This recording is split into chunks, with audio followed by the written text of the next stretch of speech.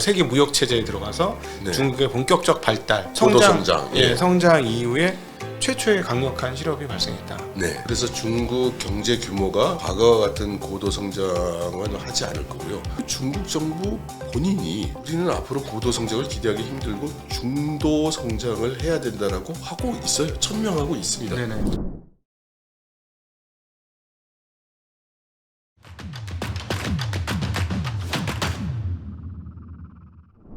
안녕하십니까. 증시가또 TV 시청자 여러분, 투자자 여러분 반갑습니다. 네, 오늘 여러분이 기다리시는 중국 찐 현장 전문가 우리 이철 박사님과 함께하는 중국에 대한 투자 인사이트 시간 갖도록 하겠습니다. 우리 이철 박사님 나오셨습니다. 박사님 어서 오십시오. 네, 불러주셔서 감사합니다. 네, 이렇게 중국에서 짧은 기간 오셨는데 이렇게 나와주셔가지고 귀한 시간 내주셔서 너무너무 감사합니다. 들리는 소문에 의하면은 과거에 비해서 성장률이 좀 꺾였다 이런 소리 들리는데 한번 그 내용을 정리해 주시면 좋을 것 같습니다. 예, 이번 관군제는 여러모로 많은 사람들이 주의를 끌었습니다. 네. 과연 앞으로 중국의 경기가 회복되는가, 이런 경향을 판단할 수 있는 근거가 될 거라는 이제 그런 마음들이 많았고, 그런데 나타난 결과를 보면은 일단 규모로서는 작년보다 많이 성장했다. 네. 이렇게 공식 발표를 했고,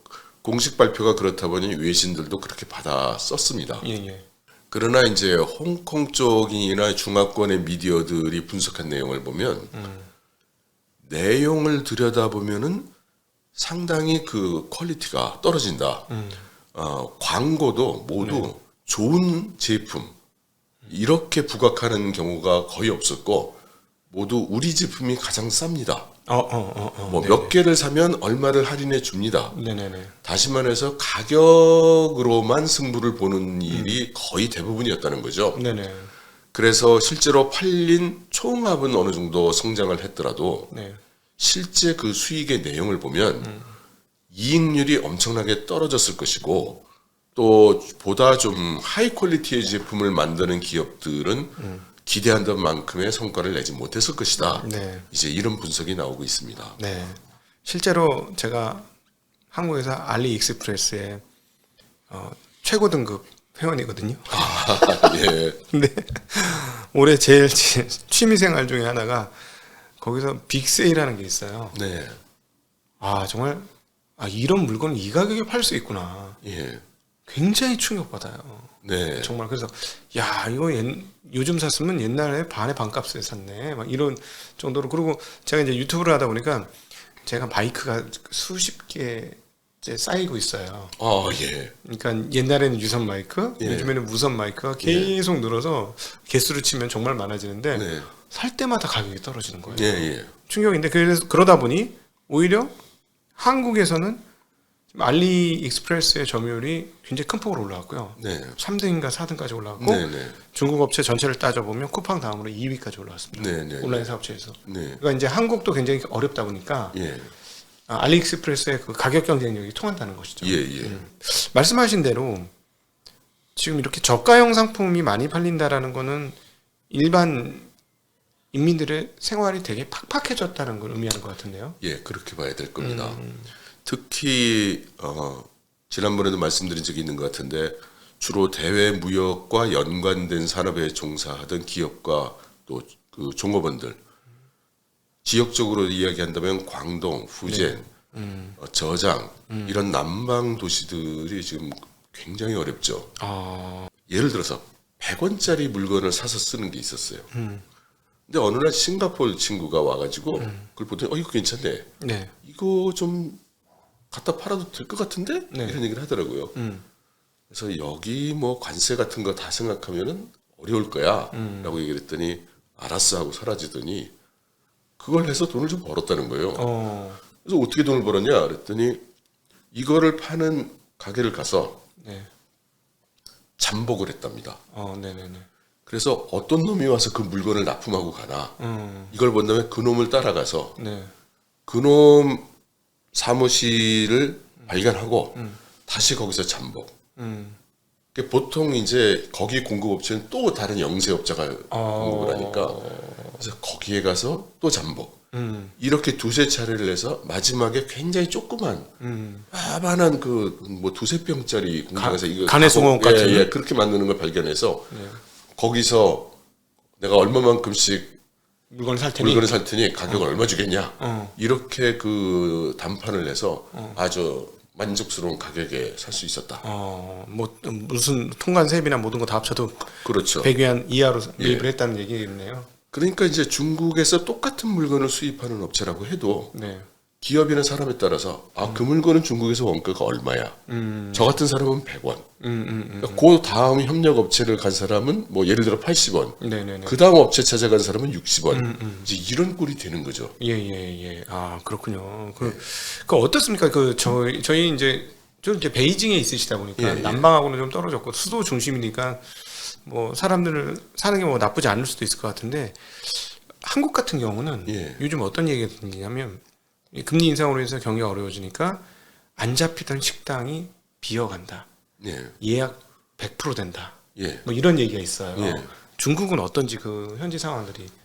중국은 비슷한 뉴스가 이제 어젠가 튀어나왔습니다. 네네네. 뭐냐면은 지금 그 식당들이 너무 어렵다 보니까 그 중에서도 좀 이 가격이 높은 그런 메뉴를 파는 식당들은 더 어렵고요.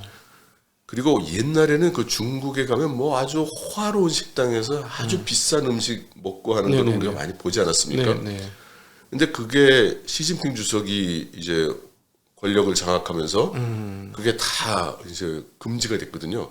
공직자들은 비싼 식당에 가면 다 이게 처벌받게 돼가지고 그러니까 이 접대 문화가 갑자기 확 변하면서 고급 식당들이 많이 망했어요. 이번에 중국 정부가 발표를 했습니다. 그 고급 음식점, 고급 호텔에서 소비를 해주는 것을 이제 다시 회복을 시켜서 가서 소비를 해도 되도록 이렇게 권고한다. 이렇게 중앙에서 발표를 했습니다. 그렇군요. 우리가 들은 바로는 이제 20대 대학생 청년 실업률이 요즘 이제 통계가 안 나오지만은 지난번 어디까지요? 18%인가까지인가요? 올라갔다가 지금 그 중국 내에 여러 사람들이 나름 그 하는 말을 들어보면 사람마다 그 숫자는 틀리지만 대부분 20으로 시작합니다. 20으로 실업률이. 그래서 대학생만 아니고 그렇죠. 청년 실업률이 4사람 중에 1사람 또는 5사람 중에 1사람 요 사이다. 네네네. 얘기하죠. 근데 이제 예전에 이 대학생들이 1,000만 명 이상 한 해 졸업하지 않습니까? 그러니까 이 사람들이 막 20%씩 이렇게 실업이 되면은 사회가 불안정해질 거다 이런 전망을 하신 분도 많았는데. 네, 저도 그렇게 전망을 했고요. 그것은 틀림이 없습니다. 그래서 이번에 그 중국 국가통계국에서 실업률 발표를 할 때 뭐 이 청년 실업률은 발표 안 했어요. 쭉 안 하고 있으니까. 그런데 도시 실업률 발표를 하면서 뭐 5점 몇 %가 됐는데 아직은 괜찮은 수준이고 지금 호전되는 기대가 가능하다. 뭐 이런 식으로 낙관적으로 썼어요.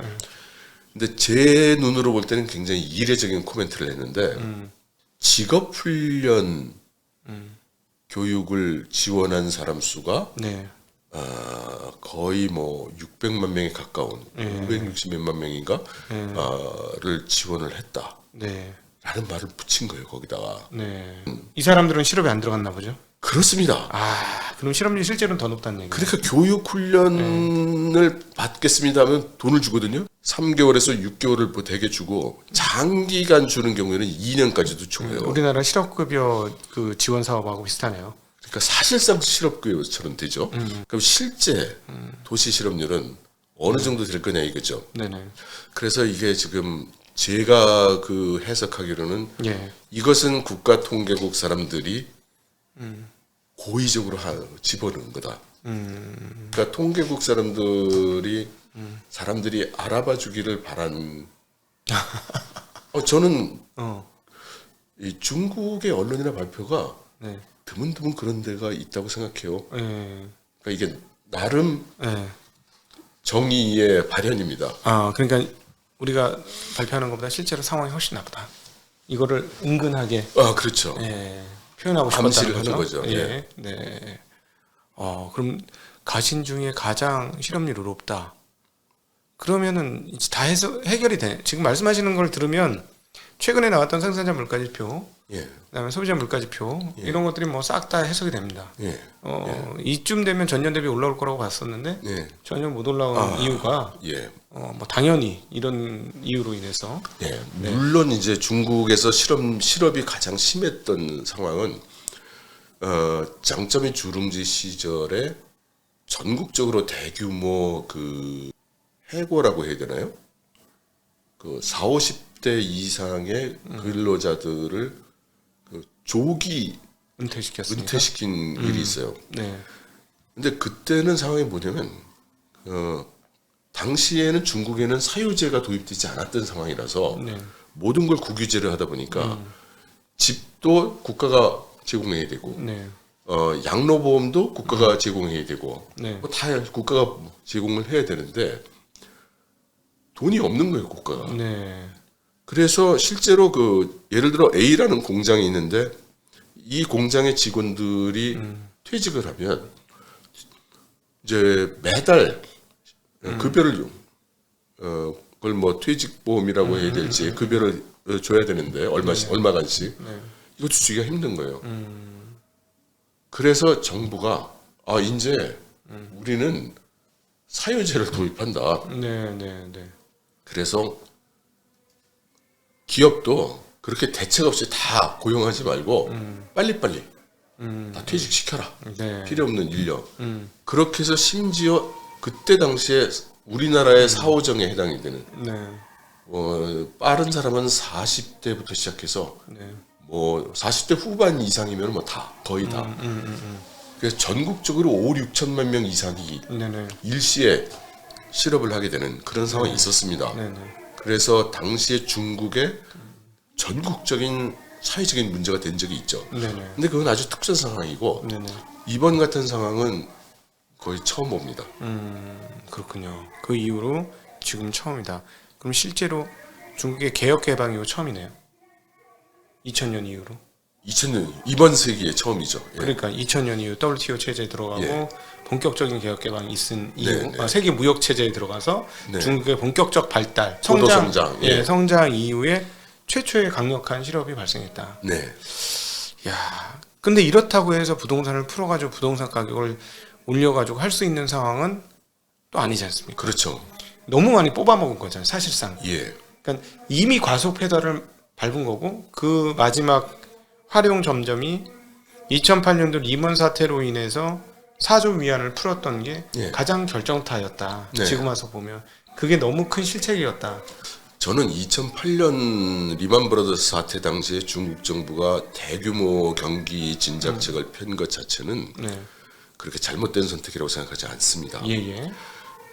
당시에 전 세계가 자칫하면은 네. 경기 침체 속으로 들어갈 그런 상황이었고 중국 정부는 사실 그때까지는 경기 진짜책을 쓰지 않아서 네, 통합행정이나 이런 것도 없었어요. 네, 그러니까 후진타오 집권 당시에 네, 전반적으로 중국 정부는 부동산 개발을 엄격히 억제를 했었어요, 거꾸로. 그렇군요. 후진타오 때까지는 네, 그러니까 당시에 보면은 전국적으로 골프장 건설 붐이 일어나고 네.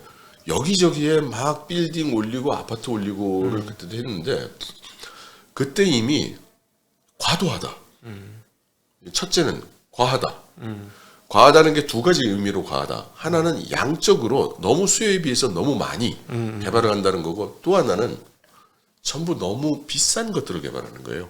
후진타오 이후로 말씀하시는 거죠? 예, 집권기부터 그 이후로. 네. 그래서 정부가 이러면 안 된다. 이러면 안 된다. 그래서 골프장 개발을 전국을 다 금지시켰어요. 그런 측면에서 부동산 억제를 했다. 예. 그리고 부동산 개발도 이제 억제를 했죠. 네. 그렇게 억제하고 있다가 이게 2008년에 리만 브라더스 사태가 나고 네. 그러니까 중국 입장에서 보면 부동산 가격이 뭐 급증을 하네 뭐 버블이 생긴에 와는 반대 상황이 있었던 거죠. 네네네. 중국은 네네. 거꾸로 부동산 개발을 계속 억제하고 억눌러 온 상태란 말이에요. 네, 그러다가 2008년도 리만 사태를 만났다. 그렇죠. 그러면서 전 세계가 야 중국아 우리 좀 살려줘 이런 상황이 돼 있고 그렇지. 중국은 지금 수출이 갑자기 줄어들고 네. 국내 GDP 생산이 줄어드니까 이때 대규모로 돈을 풀고 이때 부동산 개발도 확 풀었죠. 네네. 그랬더니 전 세계에서 칭송의 노래가 울려 그렇죠. 퍼지고 구원투수 역할을 했다. 예. 전 세계 구원투수. 그렇죠. GDP는 마구 성장을 하면서 네. 사람들은 좋아하고 인민들은 행복하고 공직자들은 아까 말씀드린 대로 고급 호텔에 가서 고급 음식 먹으면서 아주 뭐 띵가띵 잘 지내고 에브리바디 해피. 그렇죠. 네, 이런 부채 상황이 시대의 있는 거죠. 특징이 에브리바디 해피죠. 예. 네. 그런데 그게 몇 년 한시적으로 했어야 되는 정책인데 그렇죠. 해보니까 너무 좋은 거예요. 아. 이거 좋은데? 그래서 그걸 계속 해온 겁니다. 그러다가 이제 그 시진핑 정권 들어오면서 네. 그래서 이거 브레이크 밟아야 되는 소리가 점점 올라오고. 네. 근데 이제 사람들이 말을 안 듣는 거예요. 취해서. 그렇죠. 한 그것도 연수가 꽤 오래됐죠. 예. 연수가 10년 정도는 된 거 아닌가요? 네, 맞습니다. 네네. 그 저는 좀 재밌는 게요. 리커창 사망된 후에 뭐 시진핑에 비교하면 리커창이 참 좋았어, 민주주의였어, 경제를 잘 책임져 줬어 그랬지만 리커창 경제의 특징이 세 가지입니다. 네. 하나는 경기 진작 없다. 예, 그 다음에 그 통합 팽창 없다. 그 다음에 산업 개편, 산업 개혁을 해서 고도화해야 된다. 그래서 지금 돈 버는 거라 할지라도 뜯어 고쳐야 된다. 네. 이거였거든요. 다 맞는 얘기긴 한데요. 네. 그런데 거기에 사람들한테 인기 있을 정책은 하나도 없어요. 아, 그렇죠. 네, 그렇죠. 그러니까 기업이나 국유기업이든 민영기업이든 사람들이든 이게 다 인기 없는 정책이었어요. 네네네. 그래서 리커창의 그 경제 운영에 대해서 불만들이 많았죠. 근데 사실은 상황태를 정확히 판단한 정책이긴 합니다. 제3자 입장에서. 그렇죠. 예. 그러니까 이제와 생각하면 너무나 당연한 얘기를 하고 있는 건데 네. 당시에는 제가 경제를 운영하고 있으니까 이거 답답해. 경제를 몰라. 이런 평이 많았죠. 그게 지금 돌아가시긴 했습니다만 한 5년 된 거잖아요. 그 집권이 5년 정도를 했던 거죠. 리커창이요? 예, 10년 했죠. 10년. 그러니까 그거는 이제 2기였고 그 전까지. 예, 그럼 일기, 10년 내내 10년. 10년 내내 이렇게는 안 했을 거 아닙니까? 10년 내내 사실상 이렇게 했죠. 그러니까 2008년도에 일시적으로 이제 그 풀어준 이후에 네. 2012년도 네. 그 지도부 구속된 다음부터 네. 이제 좀 다 좀 줄여야 된다. 좀 줄여야 된다. 그럼에도 불구하고 팽창했다는 거지 않습니까? 실제로 팽창했지 않습니까? 그렇죠. 2015, 16, 17 뭐 이때까지는 엄청난 속도로 팽창한 거 아닙니까? 그렇죠. 네. 그래서 리커창이 이거 너희들 말 안 들을 거냐 이래라 저래라 지방정부에도 얘기하고 그러니까 항상 형태가 리커창은 지방정부한테 뭔가 막 이래라 저래라 잔소리하는 네. 상황이 되고 지방정부는 뭐 우리 경제 개발 목표 GDP 목표 내려놓고서 또 억제를 이렇게 하면 어떡하는 소리야 이렇게 불만이 많았죠. 갑자기 여러 가지 그 장면들이 겹쳐지는 이런 상황인데요. 일본의 부채 경제가 사실상 하이라이트로 진입했던 게 1970년대 후반 80년대였고 예. 그 종점을 찍은 게 89년, 90년부터 예. 이제 종점이 찍히기 시작했던 네. 건데 보면 결국은 중국 경제가 빠르게 성장하고 잘 가다가 2008년도에 과속 엑셀을 너무나 심하게 밟아서 대략 10년간 과속 질주를 했고, 예. 야, 이게 딱 일본하고 비슷하네요. 그렇죠. 지금 상황들이 결국은 그러면 한국도 좀 비슷하고 부채를 발행할 수 있는 시기 동안에는 모두가 행복하죠, 사실. 근데 중국 정부 공무원 팀에서 일본 사례는 아주 심각하게 네. 분석을 했다고 그래요. 그러니까 그 부동산 이제 더 이상 안 된다라고 막는 조치가 나왔을 때. 그렇죠. 예. 여기서 조금 더 갔다가는 우린 완전한 몰락이고 제2의 리먼 사태가 올 것 같으니까. 그래서 지금 돌이켜 보면 이런 상황에 대비한 선행 조치를 네. 사실 중국 정부는 한 10년 전부터 시작을 했어요. 어, 하나씩 시작을 했습니다. 네. 그중 아직은 지금 문제가 되고 있지 않지만 상업은행들의 파산 처리 과정 프로세스를 만들고 네. 원칙을 만들고 하는 것부터 다 해놨거든요. 지금 네네네. 그건 무슨 뜻이냐면 상업은행들의 도산이 예상이 되고 네네. 그것도 많은 규모로 일어날 거라는 예상을 했기 때문에 그렇게 한 거거든요. 그렇죠. 부동산이 무너지면 상업은행도 자빠지죠. 네. 그러니까 이런 것들이 다 시그널이에요. 예. 근데 이제 저는 조금 안타까운 게 뭐냐면 우리나라에서는 대부분 몇 년 전에 무슨 일이 있었더라 뭐 이런 생각은 별로 안 하십니다. 네네. 그리고 오늘날 무슨 일이 있으면 이게 5년 후 10년 후에는 어떤 영향을 주리라 이런 생각도 별로 안 하세요. 예, 예. 그러니까 당시에 이거는 좀 문제가 있다. 네. 상업은행, 금융 인프라가 무너질 가능성을 지금 대비하는 것으로 보인다. 네. 라고 당시에 제가 얘기를 하고 다녔더니 네. 들으신 분들이 태평성대에 이놈이 자다가 남의 허벅다리 긁는 소리를 하는구나. 이제 그런 식의 반응이 많으셨어요. 네네. 근데 이게 그 중국이라는 나라의 하나의 특징을 생각하셔야 됩니다. 우리나라는 무슨 정책을 시행을 하면 네. 효과는 대개 제 느낌으로는 제가 생각으로는 반년 정도 지나면 현실로 나타나고 예. 이 여론의 반응은 당장 나타나요. 네네. 중국은 안 그렇습니다. 네. 중국은 어떤 정책을 하나 하는데 시간이 오래 걸리고 네. 중앙에서 원칙 정해서 레코멘데이션을 내고 지방 정부에서 거기에 부응해서 또 자기 성의 그 법규를 제정하고 그다음 시범 사업을 해보고 뭐 이렇게 확산하니까 이게 몇 년씩 걸린단 말이에요. 네. 그래서 중국 같은 경우는 무슨 정책을 시행하면 그 효과가 대개 3년 정도는 지나야 현실에서의 반응을 좀 볼 수가 있어요. 네. 그러니까 중국에서 이런 정책을 발표했는데 그래요. 결과가 어떻습니까? 네. 라고 물으면 좀 대답하기 힘들죠. 네.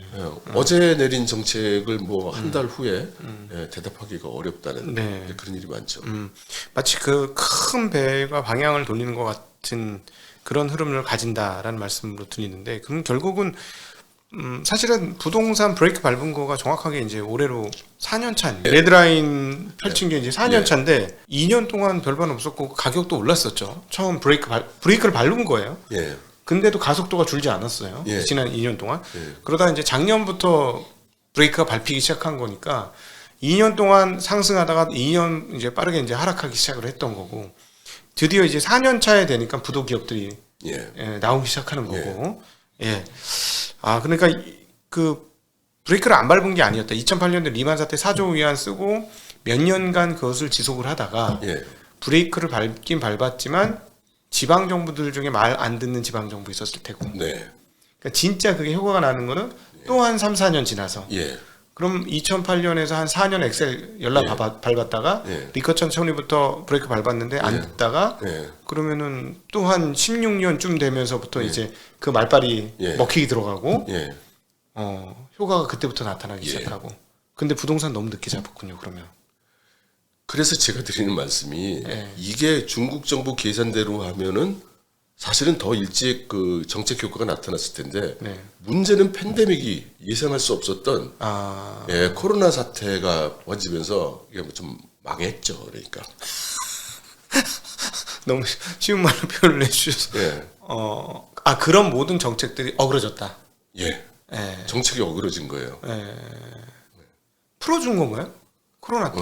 그런 건 아닌데 코로나가 3년을 계속하고 사람들 소비를 못하고 모든 경제가 딱 막히게 되다 보니까 코로나 사태가 없었다면 중국 정부는 이놈은 네가 잘못해서 그러니까 망하고 아웃. 너는 뭐 상황이 있으니까 연좀 밀어주고 뭐 이렇게 거기에 또 대응을 할 수 있었을 거예요.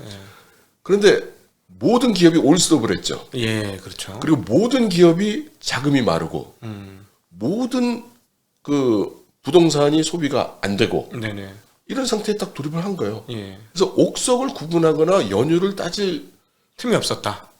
따질 수가 없게 된 상태에서 네. 모든 부동산 기업들이 모두 망하게 생기는 이제 이런 상황이 닥치게 된 거죠. 네네. 그러면서 정부에게 야 세계 레드라인 너 지금 이 상황에도 그런 주장을 지금도 할 거야? 뭐 이런 상황이 된 거죠. 그럼 혹시 정부의 어떤 건의라든가 그 힘 이런 것들이 흔들린 건 아닙니까? 코로나로 인해서? 흔들렸다고 보기보다는 여기서 이제 그 리커창 일파와 시진핑 일파의 이 정책의 불일치가 이제 간극이 커지게 된 거죠. 아, 대응이 달랐군요. 예. 아까 말씀하신 시진핑의 정책을 보면 계속 눌렀을 것 같고. 예. 근데 시진핑의 공동 비율을 보면 여기도 뭐 눌렀을 것 같은데. 그런데 이제 우리가 중국 경제라는 말로 표현을 하지만 네. 당시 리커창 총리가 있을 당시에 경제 운영 자체는 국무원 리커창 총리가 관할하는 거예요. 네네네. 근데 시진핑 일파 쪽에서 장악을 하고 있었던 분야는 금융입니다. 그래요. 그러니까 류허 부총리가 아하. 시진핑 일파에 가까운 일파 사람으로 네. 금융을 잡았죠. 네네. 그래서 시진핑 일파는 부동산 쪽 영향이 절대 금융 인프라에 데미지를 주는 말씀하신 대로 리만 브라더스 사태와 같은 그런 게 나와서는 절대 안 된다. 네. 그래서 그 세계 레드라인도 잘 살펴보면 네. 금융을 억제한 거예요. 그렇죠. 핵심은 금융입니다. 예, 부채지지 마라. 예, 그 정책을 내놓은 것도 류호 부총리 쪽에서 내놓은 거고요. 네네네. 근데 당시에 그 리커창 총리 입장은 좀 틀렸어요. 예. 그렇게 마구 밀어댈 일이 아니다라고 얘기를 했었는데 그러면 부동산을 개발을 어떻게 하고 땅을 팔고 사고 이 정책은 리커창 총리에서 운영을 하는데 네네. 그런데 금융이나 부채나 뭐 이런 조건은 막히니까. 예, 그럼 부동산이 안 되는 거죠. 금융이 막히면 부동산이 어떻게 됩니까? 그런 거죠. 이 말이 안 되는 거예요. 그게 예, 사실은. 예. 네. 그러니까 그러니까 우리나라도 지금 네. 한국은행 정책하고 지금 재정 정책이 다르죠. 예, 재정 정책이 서로 네. 안 맞는다라고 얘기하듯이 지금 중국도 똑같은 상황이었던 겁니다. 지금 와서 보면 여러 가지 뭐 정책이라는 게 딱딱 다 100%잘 맞게 할 수가 없는 상황이었고 어려운 상황이 있었고 이게 워낙 큰 배라서 돌리는데 어려움도 있었던 차에 팬데믹이 발생을 하게 되자 모든 것이 좀 어그러진 예. 그런 상황이고 팬데믹 끝나고 나니까 정말로 큰 경제적으로 예. 경기 침체 정도 수준의 상황들이 왔다. 예. 예. 근데 그래도 겉으로 보이는 GDP 성장률은 5%씩 찍지 않습니까? 네, 그렇습니다. 예. 그런데 저는 이 말씀도 조금 저한테는 좀 남다르게 들리는 것이 예. 금년 초에 예. 20대 이후에 중국이 GDP 그 성장 목표를 5%로 네. 내밀었을 때 전 세계 미디어들, 우리나라 미디어를 포함해서 전부 너무한다라고 그랬었거든요. 너무 낮게 잡았다. 그렇죠. 네. 그때는 다들 그렇게 기본으로 뭐 7, 8%는 나올 것 같은데 네. 작년에 그 팬데믹 상황하고 비교를 하는 거니까 네네네. 기본 7, 8%는 나올 거다. 예, 이거 예. 너무 엄살을 떠는데 예. 그리고 니들 좀 경기 진작해야 되는 거 맞잖아. 네네. 그럼 여기다 좀 올리면 이런 분위기였죠. 그렇죠. 근데 그때 리창 총리가 이 5% 쉬운 목표 아니에요. 라고 했는데 그 말도 사람들이 저건 너무하는 것 같아. 이런 여론이었어요. 네네. 오늘 상황에서 돌이켜 보면은 네. 리창 총리의 말이 네. 맞았다는 생각이 좀 들지 않습니까? 네, 그렇죠. 네. 그러면 지금 이 상황에 거꾸로 지금 외신들은 5%도 힘들지 않을까? 앞으로는 더 나빠지지 않을까? 네. 이런 이야기인데 예. 일단 지금 남아있는 기간이 얼마 안 남았어요. 그렇죠. 그래서 중국에서는 어떻게든 이 5% 목표는 달성할 수 있다. 이렇게 얘기를 하고 있고 네. 제가 생각해도 어떻게든 네. 달성할 겁니다. 상징적인 뜻도 있고요. 네네. 그럼 내년부터 어떻게 될 거냐? 근데 이것도 중국 정부가 원래 내놓은 의견이 있어요. 예. 근데 말씀드렸지만 중국은 기본적으로 계획 그러면 보통 5년을 하는 거니까 예. 내년에 뭐 4.5% 4.6% 아무튼 내년부터는 4%대의 GDP 성장률이고 그 성장률은 점점 줄어들 거라고 그러겠죠. 이미 그렇게 얘기를 하고 있잖아요. 네. 그러니까 거기서 얼마만큼 차이가 날 수는 있겠지만 네. 큰 기조가 거기서 달라지기는 좀 어려울 겁니다. 네. 네. 그러니까 중국 정부의 정책 운영을 보면 이런 점을 좀 볼 수 있어요. 이건 타이완도 비슷한데요. 정부가 어떤 정책을 세워요. 네. 그래서 시행을 합니다. 기업들이 그 정책에 따라서 행동을 합니다. 네. 네. 그런데 문제가 생겨요. 네. 그러면 정부가 그때는 개입을 해요.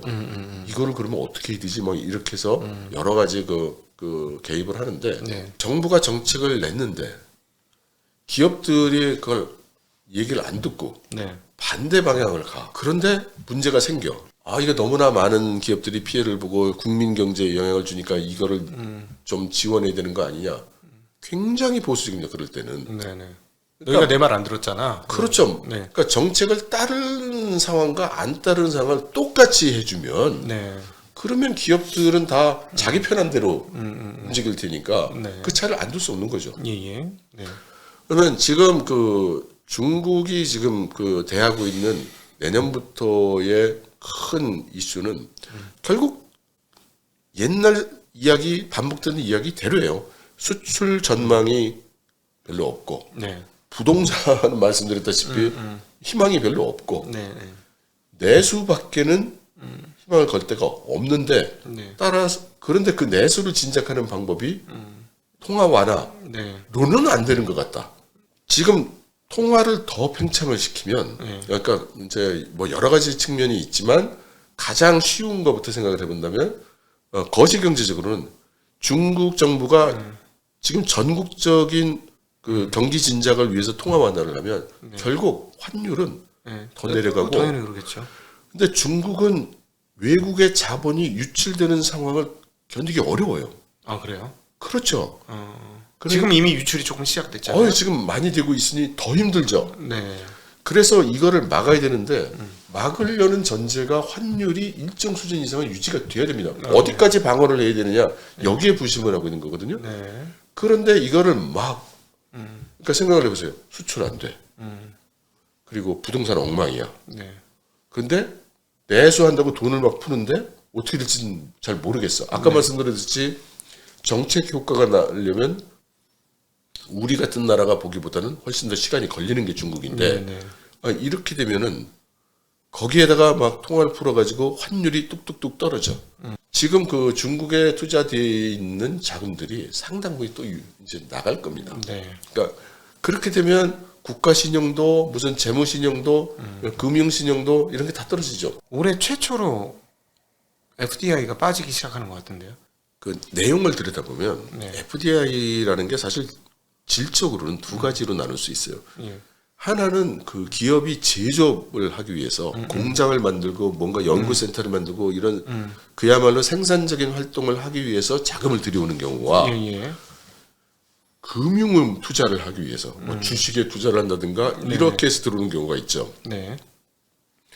이 제조 생산을 위한 소위 실체 경제를 위해서 들어오는 FDI는 네.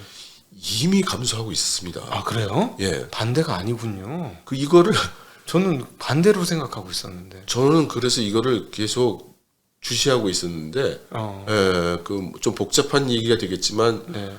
간접적인 데이터를 이리저리 분석을 해 보니 예.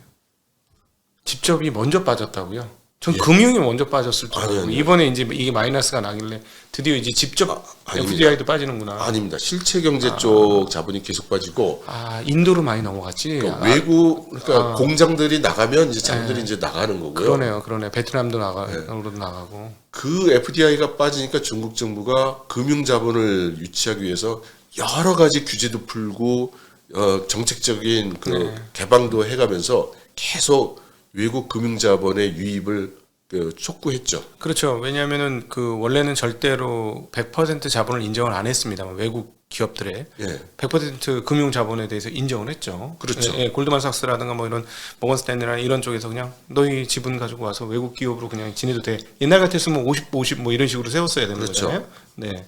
합작이나 합자가 의무적이었다가 이게 점점 없어지고 네. 그러니까 금융회사들의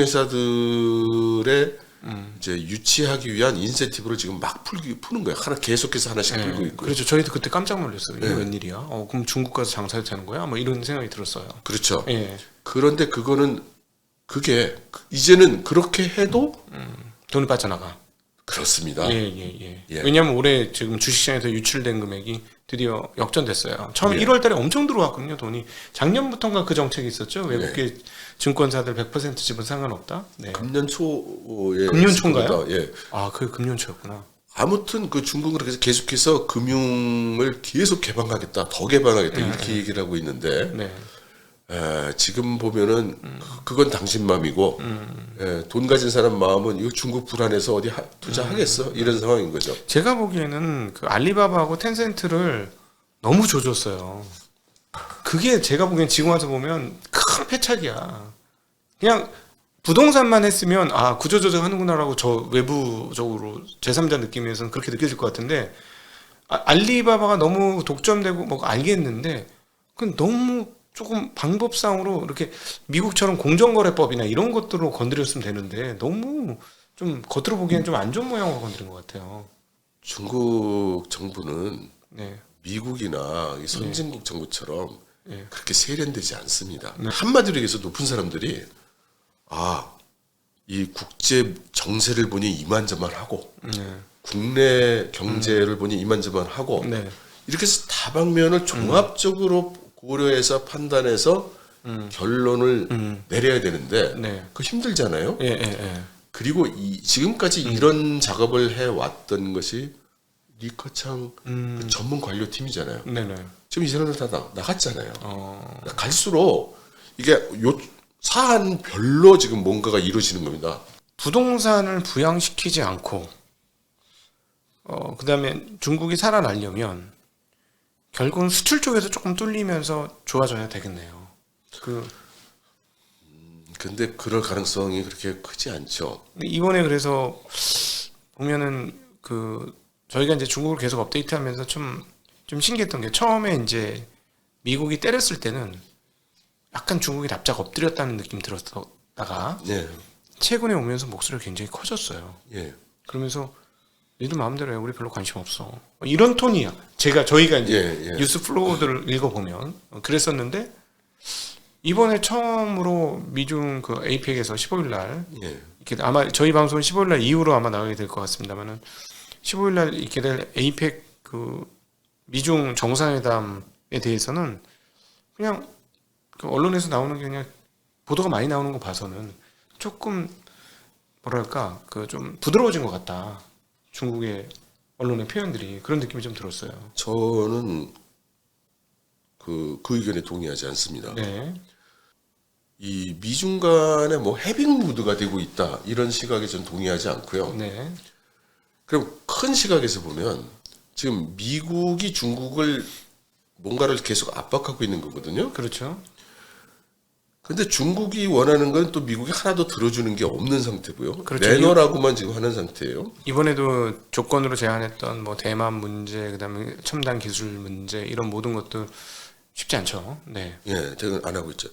그럼 바이든의 입장은 사실 옆에서 보고 있으면 명확하죠. 네. 내년에 그 대선의 그 가장 큰 이슈 중에 하나가 이 중국 문제가 될 텐데 네. 중국으로부터 뭔가를 얻어내려고 하는 거죠. 그래서 미국 국민들에게 내가 이렇게 중국 문제를 잘 해결하고 잘 이끌고 전쟁도 안 일어나고 경제적으로는 이익도 내고 우리 아메리칸 시티즌을 위해서 내가 이런 성취를 이뤘다. 네. 이거를 내려고 하는 거죠. 네, 대두도 팔고요. 채권도 팔아야 되겠죠. 그렇죠. 네. 그러면 중국의 입장은 뭐였을까요? 뭐 이거 예를 들어서 여태까지 많이 얘기했어요. 야, 징벌적 관세 이거 없애줘야 되는 거 아니냐? 네. 안 들어줬죠. 지금 기술 제재하는 거 안 들어줬죠. 네. 타이완 문제는 이것만큼은 손대지 말아야 되지. 그래도 그것도 안 들어주죠. 네. 어저께 그 옛날에 그 주미 중국 대사를 하던 최이텐카이가 네. 무슨 심포지엄인지 뭐 어디에서 한 말씀 하셨습니다. 아, 그래요.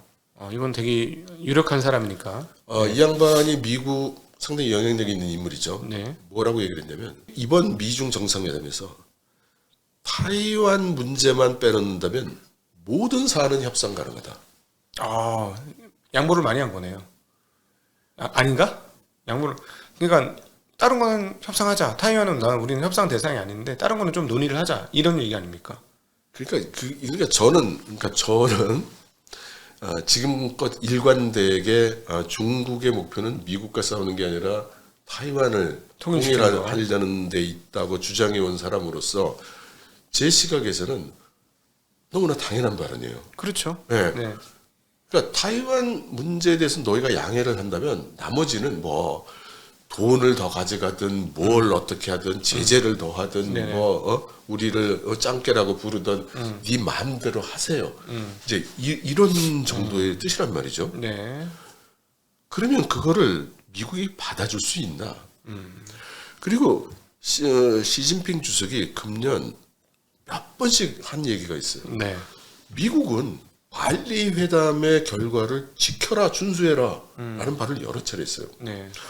근데 발리 회담이라는데 도대체 무슨 합의가 있었길래 그때 뭐 하나의 중국에 대한 지지가 나오지 않았었습니까? 예, 하나의 중국에 대한 지지가 나왔고 그다음에 시진핑 주석이 타이완 문제는 우리 레드라인 중에 레드라인이며 핵심 이익 중에 핵심 이익이니 말도 꺼내지 말라 뭐 이랬었고 동시에 시진핑 주석이 우리는 미국에게 도전할 의사가 없다. 미국도 두목하세요. 네. 예, 이제 그런 거였단 말이죠.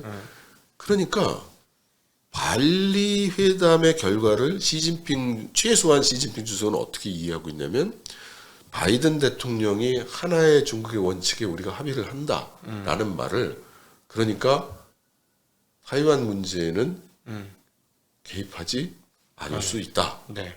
이렇게 받아들인 거라고 전 아닌가 이런 생각이 들고요. 네네. 근데 왜 자꾸 타이완에 미군 군함이와 비행기가 나타나는 거야? 이제 이렇게 이어질 수 있겠죠. 네. 그럼 미국 입장에서 그러면 타이완이 중국에 흡수되는 거를 손 놓고 볼 수 있느냐? 당장은 안 되죠. 그걸 지금 동의할 수가 없죠. 바이든이 그거를 공개적으로 동의를 하면 내년 대선은 이미 결정이 됐죠. 사실은 뭐 기술 제재라는 게 타이완과 직결되어 있으니 예. 기술 제재를 아무리 한다 한들 예. 대만을 인정해주면서 대만과 중국의 원활한 교류를 인정해주는 순간 예. 기술 패권은 다 잃게 되는 거니 미국으로서는 사실은 중국은 너희 하나의 나라라고 선언적으로 말을 해줄 수 있지만 예. 중국과 대만의 아주 자유로운 왕래 교통 예. 오늘 도저히 지금 용납할 수는 없는 상황이 되겠죠. 그러니까 중국도 지금 타이완을 통일하는 그 새로운 정책, 새로운 전략을 결정했다지만 지금 공개는 안 하고 있고. 네.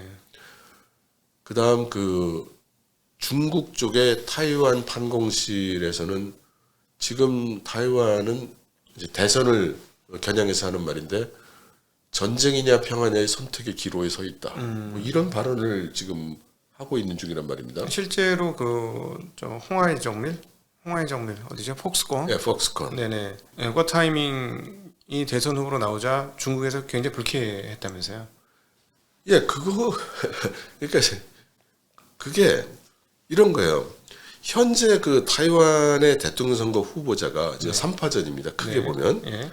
그러면 지금 가장 유력한 후보가 현재 여당 민진당의 예. 후보인 라이칭더인데 네. 이 라이칭더라는 인물은 차이잉원 총통보다 더 강한 태도를 가지고 있는 강성인 사람이에요. 강성이라면 친미에 가깝다는 거죠. 친미고 반중이고 타이완 독립에 더 가까이 있는 사람인데 네. 그러니까 타이완의 야당 쪽에서는 어떻게 공격을 하고 있냐면 너 같은 사람이 총통이 되면 중국이 공격해 올 거야. 네. 그러니까 지금 타이완의 대부분 국민들의 사정은 어떻게든 좀 전쟁하지 말고 좀 평화롭게 우리 좀 생활을 할 수 있게 해줘 이거거든요. 네. 구체적으로 어떤 방식을 원해? 나야 그건 모르지. 그건 잘난 너희들이 제시를 해야지. 이런 입장이란 말이에요. 네네. 그러니까 라이칭더는 우리 민진당이 집권을 하고 내가 총통이 되면 봐라 미국 다 우리 편이고 뭐 EU 다 우리 편이고 일본 우리 편이고 이제 한국도 우리 편인데 중국이 이런 데 당연 공격할 수 있냐? 그거 전쟁 안 난다. 네. 이제 이렇게 얘기하고 있는 중이고요. 네. 야당인 국민당은 우리 같이 하나의 중국의 원칙에 동의하는 그런 정권이 수립돼야 말로 하자 말로 뭐 이렇게 협상도 하고 뭐 이렇게 얘기를 해서 네. 평화적으로 이끌어갈 수 있다. 네. 근데 이 말이 별로 그 설득력이 없죠. 지금 중국 하는 꼴을 볼 때. 네.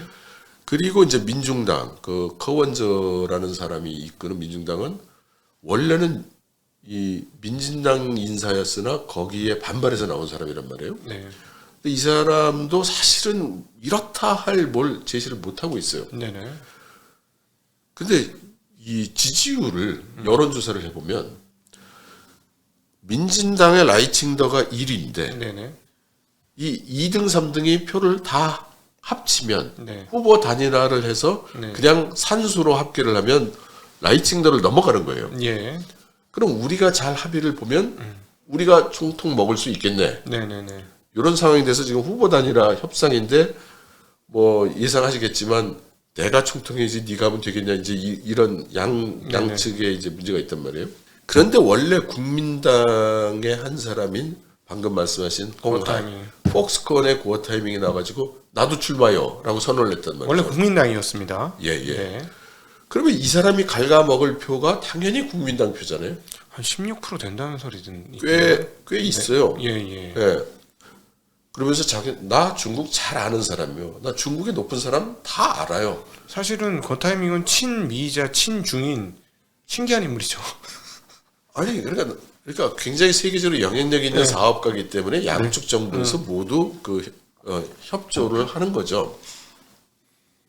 그러니까 중국 공산당 입장에서 봤을 때는 네가 나서 가지고 표를 갉아먹으면 후보 단일화가 일어나도 안 된다. 예.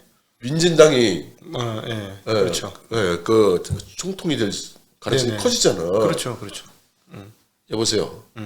넌 원래 사업가시잖아요. 나오세요. 라고 하는데 싫어. 나 이번엔 총통 될 수 있을 것 같아요. 왜 그럴까? 굉장히 세게 나오더라고요. 지난번에도 이제 총통 선거에 나왔었거든요.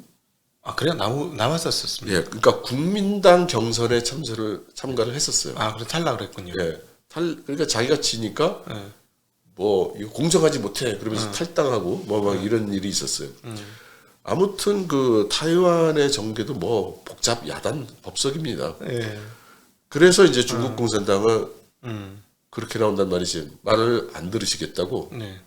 세무조사, 뭐 부동산 투기 조사 뭐 등등 지금 진행시키는 거예요. 아 그렇군요. 중국에서. 예. 예. 아 내년 선거 정말 참 걱정입니다. 그래서 제가 오죽 이게 걱정이 되었으면 미국과 중국의 군사 전력 비교를 해서 예. 동영상으로 한번 대담을 만들어서 올렸어요. 네, 네. 정말 한국에서는 올리지 말아야 될 영상을 올렸더군요. 네. 엄청 욕 먹었어요. 아 그래요? 엄청 왜요? 이거 편집했어요. 엄청 욕 먹었어요. 진짜 뭐 너는 뭐 중국 친중이네 뭐 이러면서 아주 난리도 아니었어요.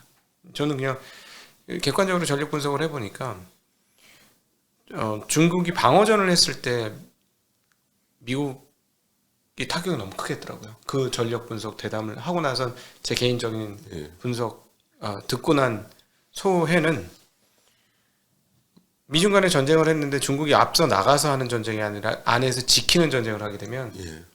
미국의 손실이 너무 커서 두 국가 모두 국력에 엄청난 타격을 입겠구나. 미국이나 중국이나 두 나라 모두 남의 나라에 의해 침략받아서 정복당할 나라들이 아닙니다. 네. 그래서 양안 전쟁은 어디까지나 타이완을 둘러싼 국지전 양상을 띠게 되는 것이지 네. 이게 뭐 지구를 반으로 나눈 그런 전쟁이 되지는 않겠죠. 네네. 근데 미국 입장에서도 그 말로는 하나의 중국을 동의를 해줘도 실제 행동은 전혀 그렇게 할 수 없다라고 저는 본 이유 중에 하나는 미국의 TSMC가 준비가 안 된 거죠. 그러니까 쉽게 얘기하면 최근에 하는 행동으로 봐서 준비를 시작한 것 같은데 시간이 필요하다는 느낌이 드는데 인텔한테 어마무시한 보조금을 주고 있습니다. 그러니까 원래 자기네 본류였던 자기네 나라 회사인 인텔한테 파운드리를 맡기고 싶은 것 같습니다. 그래서 정말 수조 달러에 달하는 보조금을 거기다 쏟아부으면서 새로운 그 TSMC를 대체할 만한 미국의 회사로 지금 바꾸고 있는데 그게 뭐 1, 2년에 될 일이 아니지 않습니까? 그렇죠. 네, 원래 인텔이 파운드리를 잘했다고 해도 뭐 장비 세팅하고 하는 데만 한 2, 3년 그리고 수율이 나오고 그 수율이 또 그 밑에 뭐 3나노 공정, 2나노 공정까지 했는데 또 2, 3년 이상 시간이 걸릴 테니까 아마 그게 이루어지기 전까지는 TSMC를 포기할 수 없어서 뭐 말로는 하나의 중국을 인정하지만 행동으로 전혀 그렇지 못한 상황이 지속되지 않을까. 아마 그런 두려움이 있을 수도 있을 것 같아요. 미국 입장에선 TSMC를 뺏긴다는. 네. 근데 중국 입장에서는 TSMC가 다 망가지는 한이 있더라도 타이완은 통일해야 될 대상일 겁니다. 그러겠죠. 예. 네, 중국 입장에서는 또 그런. 그러니까 뭐 너 죽고 나 죽자 하면은 어차피 뭐 실질적으로 TSMC의 지금 주요 수혜는 미국의 빅테크들이 받고 있는 거니까. 예. 중국은 뭐 오히려 지금 다 잘려가지고 화웨이도 독자한다 뭐 이런 상황이니까 중국 입장하고는 완전히 그 부분에서 판이하게 다르지 않을까 하는 생각이 듭니다.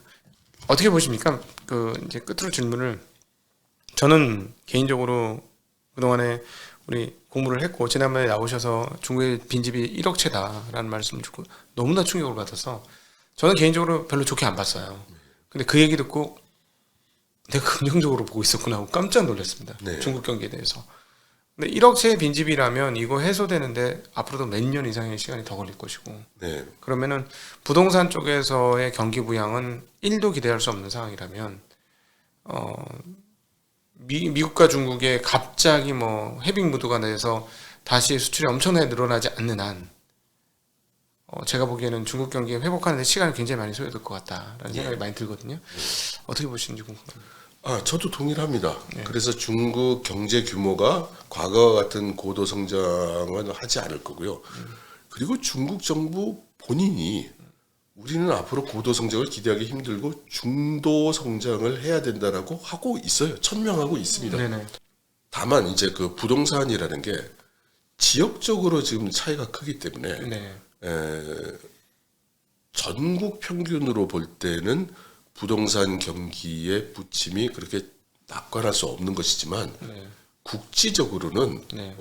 가격이 오른다거나 뭐 이런 상황은 얼마든지 있을 수 있습니다. 네네. 그래서 앞으로 중국의 부동산 관련 뉴스를 보실 때 이것이 전국적 상황인지 지역적 상황인지 네. 그러니까 일부의 상황인지 전체의 상황인지 네. 이런 것들을 고려하시면 좋을 것 같아요. 예를 들어 뭐 상하이는 이제 거의 국제도시 수준 아닙니까? 선전이나 상하이나 이런 동네는 그러면은 유동성이 좀 풀리기 시작하면 바로 이미 가격이 높지만 다시 오를 가능성도 있는 거잖아요. 그렇죠. 네. 그런데 상하이가 과연 과거와 같은 가격 수준으로 다시 돌아갈 수 있는지 저는 회의적입니다. 그렇군요. 왜냐하면 그 뒤에 바치고 있는 저장, 네. 절강성의 부동산은 또 지금 상당히 안 좋거든요. 네, 네. 그래서 바로 그러니까 예를 들면 경기도 집값은 엉망인데 서울만 집값이 올라간다. 이제 이런 상황이 발생할 수 있는가? 뭐 발생할 수도 있겠죠. 네, 네. 그러나 전반적으로 생각해 본다면 과거 같기는 어려울 것이다 이렇게 생각합니다. 네, 네. 알겠습니다. 혹시 뭐 저희 시청자분들께 해주고 싶은 말씀이 있는데 뭐 좀 못하신 게 있으시다면요? 예, 지금 그 제가 지난 한 해 동안 미중이 군사적으로 충돌할 가능성에 대해서 많이 얘기를 해서 네. 이제는 많은 분들이 그 얘기를 어쩌면 충분히 들으셨을 것 같아요. 네. 그래서 이제 앞으로는 이제 좀 다른 토픽들에 대한 이야기를 좀 전해드릴까 생각하고 있고요. 네. 그렇다 하더라도 이것이 결코 미중 관계가 아주 좋아질 거라든가 타이완의 이 군사적 상황이 개선될 것이라든가 이런 기대는 쉽게 할 수 없다는 것을 미리 좀 말씀을 드려두고 싶습니다. 네네. 우리 이철 박사님이 사실은 한국에 오셔서 지난번에 저희 방송에도 오셨고 이미 시작된 전쟁이라는 책 발간하시면서 한국의 환기를 정말 시켜주신 인물이셨다고 생각이 듭니다. 그러니까 미중 간의 그 타이완을 중심으로 문제가 일어날 수 있고 화약고가 될 수도 있다라는 인식을 전혀 하고 있지 않다가 인식을 하게 해주신 분이라서 전 사회적으로도 상당히 큰 기여를 해주셨다라고 생각하고 저희 증시각도에도 우리 이철 박사님한테 묻어서 그런 부분에서 조금 기여를 한 것 같아서 참 다행이라는 생각이 들고요. 저희 채널이 다른 어떤 채널보다 중국에 대해서 계속 업데이트를 하고 있어서 관심이 많은 영역이고 기대도 많은 영역인데 실물 경기 회복까지는 좀 만만치 않은 시간들이 좀 흐르겠구나 하는 생각이 들면서 마지막으로 대기업들 상황하고 중소기업 상황하고 좀 다르지 않습니까? 전통적으로 중국은 대기업들이 그나마 괜찮고 네. 중소기업이나 소형기업들이 많은 고통을 받고 있었는데요. 최근에 와서는 대기업마저도 영향을 이제 확연히 네. 입고 있는 것 같습니다. 그건 주가에서 드러나긴 합니다. 예, 실제 지표나 그 경제 데이터에서도 그런 것들이 나타나고 있어요. 네. 그렇죠. 주가가 오르려고 하다 실패하고 오르려다가 실패하고 올해 한 3번 정도 주가 오르려다가 실패하는 그런 모습을 보여줬는데 한국에 이제 중국의 대형 기업 투자하시는 분들이 워낙 많아가지고 혹시나 좋은 소리를 들을까 해서 마지막으로 질문을 드렸는데 좋은 소리를 못 들어서 좀 아쉽네요. 자, 그럼에도 불구하고 사실은 사실, 현상은 현상 그대로 반영을 하고 그대로 직시를 해야 되는 게 투자자의 그 당연한 태도라고 생각을 합니다. 네.